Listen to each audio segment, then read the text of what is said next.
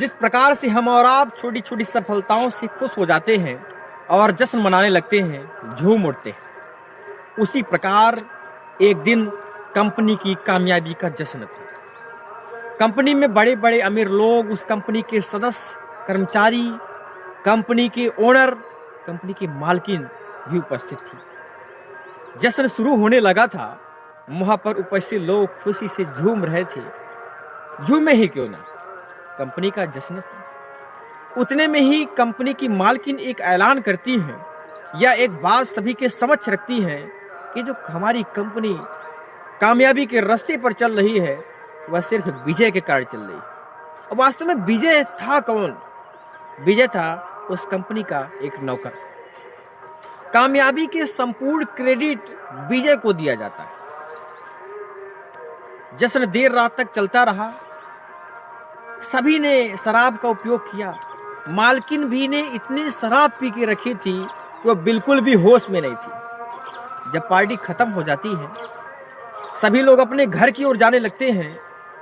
मालकिन को भी घर जाना होता है, लेकिन जाए तो जाए कैसे? वह विजय यानी अपने नौकर के साथ घर चली जाती, क्योंकि अकेले जाने का तो होश ही नहीं था। मालकिन और विजय घर पहुंचते ही, जैसे वो दोनों घर पहुंच जाते हैं, मालकिन की तबीयत और ज्यादा खराब होने लगती है और वह विजय को घर पर ही रोक लेती। वे दोनों एक ही बिस्तर पर सो जाते हैं, लेकिन किसी को बिल्कुल भी अंदाजा नहीं था कि इस रात होने क्या वाला है। धीरे धीरे दोनों एक दूसरे के पास आते हैं और दोनों के बीच संबंध बन जाते हैं। जब अगली सुबह होती है तो उस मंजर को देख करके विजय पीछे की ओर हटने लगता है और काफी घबरा जाता है। विजय जितना पीछे हटता, मालकिन उतना ही आगे आने का प्रयास करती और मालकिन ने सभी सीमाएं पार कर दी। वास्तव में ये कोई जोड़ी नहीं थी।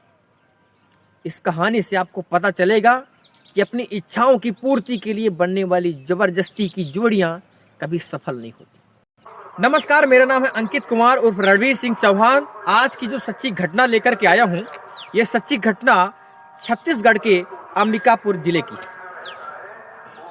लगभग 40 वर्ष की महालक्ष्मी मित्तल अंबिकापुर में ही रहती थी और एक छोटी स्टील की फैक्ट्री चलाती थी। स्टील की फैक्ट्री का काम सामान्य चल रहा था कि भारत की जीडीपी को बढ़ाने के लिए और बेरोजगारी दूर करने के लिए सन 2016 में एक 20 वर्षीय युवक इस कंपनी में रोजगार के लिए भटक पड़ता है। ये लड़का मध्य प्रदेश के रायसेन जिले के एक छोटे से गांव किशनपुर का था। इस लड़के का नाम था विजय।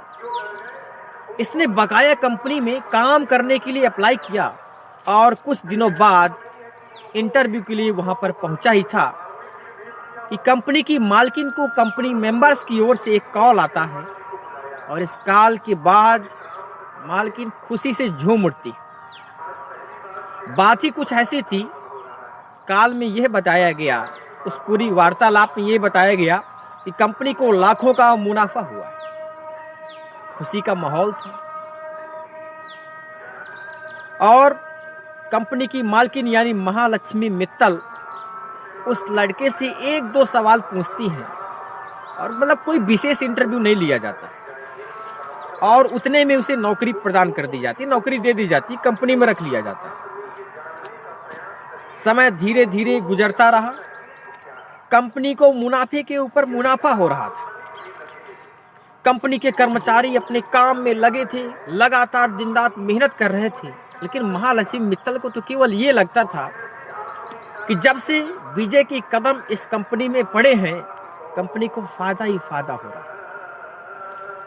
इस खुशी में कंपनी की मालकिन एक बड़े जश्न का आयोजन करती हैं और इस जश्न में बड़े बड़े अमीर लोग, कर्मचारी, बिजनेसमैन समेत कई लोग उपस्थित होते हैं और इसी जश्न में इस बात का ऐलान किया जाता है कि कंपनी जो अपनी कामयाबी को छू रही है, इसका पूरा श्रेय विजय को जाता है।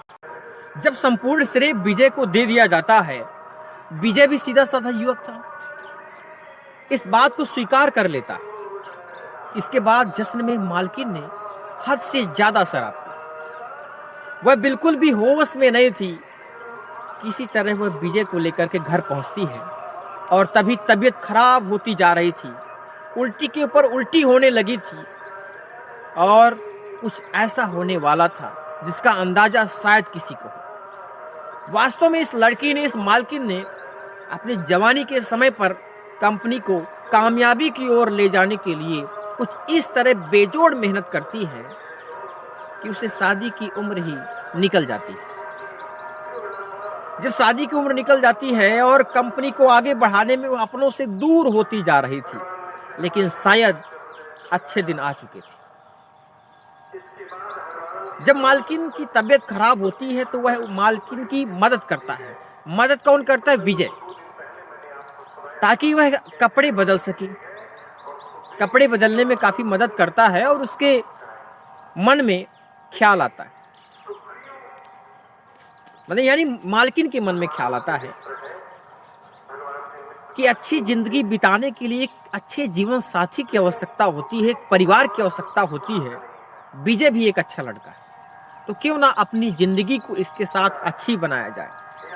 और वो मालकिन होश में नहीं थी, लेकिन इतना भी होश में नहीं थी कि वो पूरी तरह हर चीज भूल जाए। लड़का तो होश में था ही। और उस रात दोनों के बीच संबंध बन जाते हैं। अगले दिन वो पूरी तरह जब होश में आते हैं तो लड़का काफी घबराए हुआ था। उसकी मालकिन कहती कि रात को जो हुआ सो हुआ, उसे भूल जाओ पूरी तरह से।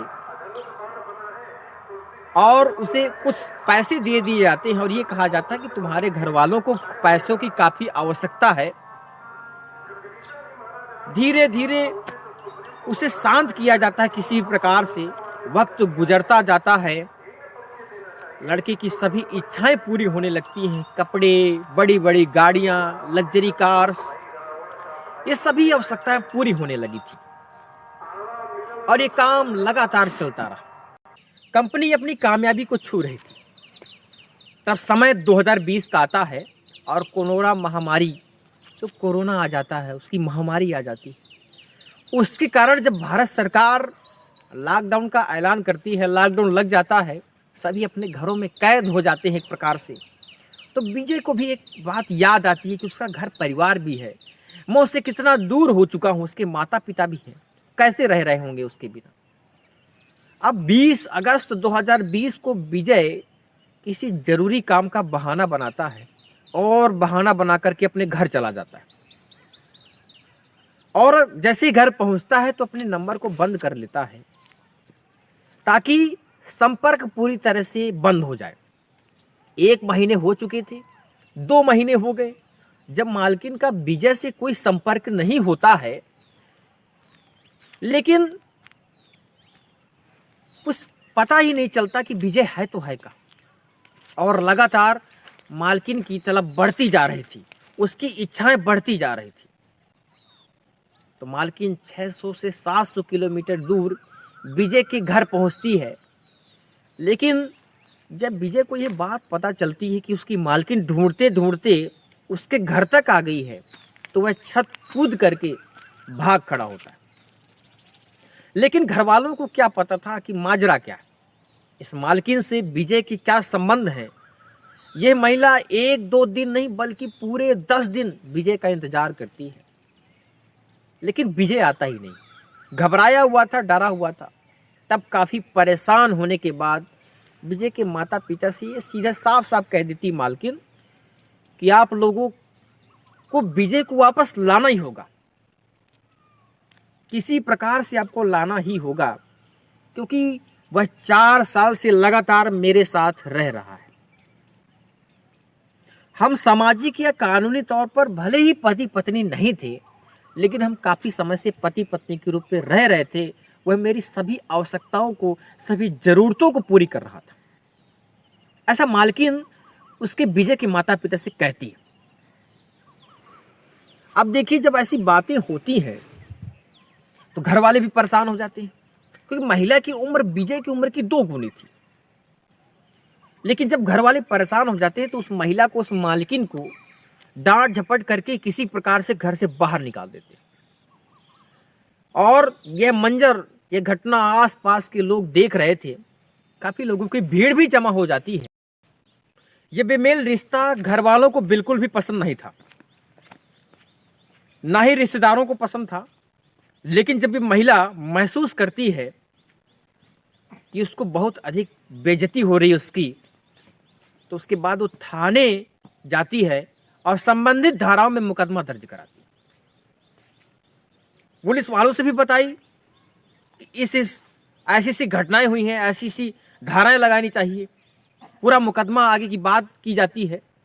लेकिन जब पुलिस वाले पूरे घटनाक्रम को सुनते हैं, पूरी बात को समझते हैं, तो उन्हें विश्वास नहीं हो रहा था कि कैसे कोई महिला अपने निजी स्वार्थों, शारीरिक जरूरतों को पूरा करने के लिए किस प्रकार से एक गरीब का मजाक बना सकती है। पुलिस वाले इस मुकदमे को लिखने के लिए बिल्कुल भी राजी नहीं थे, उनकी बिल्कुल भी इच्छा नहीं थी। लेकिन जब बात उच्च प्रशासन तक पहुंचती है, ऊपर से दबाव पड़ता है, तो मुकदमे की बात आगे बढ़ती है। इसी बीच आसपास के लोग, जो संभ्रांत लोग थे, सभ्य लोग थे, समझदार लोग थे, इस मुकदमे के बीच पड़ते हैं और लड़के की जिंदगी की दुहाई देते हैं, याचना करते हैं। तब कहीं जाकर के महिला शांत होती है। यह घटना अखबारों, टीवी चैनलों के माध्यम से बहुत सारे लोगों तक पहुंचती है, तो लोग भी आश्चर्य में पड़ जाते हैं कि कैसे कोई करोड़पति महिला अपनी जरूरतों को पूरी करने के लिए किसी गरीब का फायदा उठा सकती है, उसका मजाक उठा सकती है, उस पर फिदा हो सकती है। उस महिला की उम्र महज 50 साल थी और विजय की उम्र लगभग 25 साल थी। जब ये दोनों साथ साथ चलते तो ऐसे लगता था कि जैसे महिला विजय की मां हो, लेकिन ऐसा कुछ था नहीं। विजय इस महिला के चंगुल से पूरी तरह बचने का प्रयास करता है और बहाना बना करके इसीलिए वो भाग खड़ा हुआ। विजय इस महिला के सामने बिल्कुल भी नहीं आना चाहता था। अगर वे संभ्रांत लोग, वे सब लोग इस मुकदमे के बीच नहीं पड़ते, तो शायद विजय इस महिला के चंगुल से बच पाता। तो इस कहानी में इतना ही। ये कहानी सुनाने का उद्देश्य बिल्कुल भी आपको परेशान करना नहीं है, बल्कि ऐसी कहानियों के द्वारा आपको जागरूक करना है, घटनाओं से रूबरू कराना है। ऐसी कहानियां लगातार आती रहेंगी।